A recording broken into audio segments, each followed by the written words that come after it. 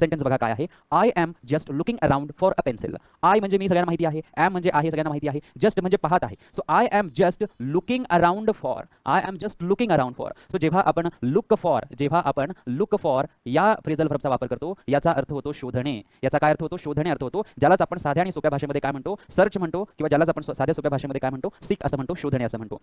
So I am just looking around for a pencil याचा अर्थ असा होतो की मी एक पेन्सिल शोधत आहे, मी एक पेन्सिल शोधत आहे. मग शोधणे या अर्थाने जर तुम्ही पाहिलं तर या ठिकाणी आपल्याला बघा पहिला शब्द जो आहे तो काय मिळतोय? निग्लेक्टिंग. निग्लेक्टिंग म्हणजे काय? दुर्लक्ष करणे. सो या ठिकाणी हे आपलं उत्तर होऊ शकतं का? नाही. सर्चिंग. सर्चिंग म्हणजे काय? शोधणे. आणि लुक अराउंड फॉर किंवा लुक फॉर याचा अर्थ काय होतो? शोधणे. म्हणजे आपलं करेक्ट उत्तर काय व्हायला पाहिजे? ऑप्शन बी व्हायला पाहिजे. रिलॅक्सिंग म्हणजे काय? रेस्ट करणे किंवा आराम करणे हे आपलं उत्तर नाही. आणि अवॉइडिंग म्हणजे टाळणे हे देखील आपलं उत्तर होणार नाही. म्हणून आपलं करेक्ट उत्तर या ठिकाणी काय होणार आहे? ऑप्शन बी हे होणार आहे. आता जसं आपण लुक फॉर पाहिलं, जसं आपण लुक फॉर पाहिलं, अगदी त्याच पद्धतीने आपल्याला आणखी एक लक्षात ठेवायचं आहे, लुक आफ्टर.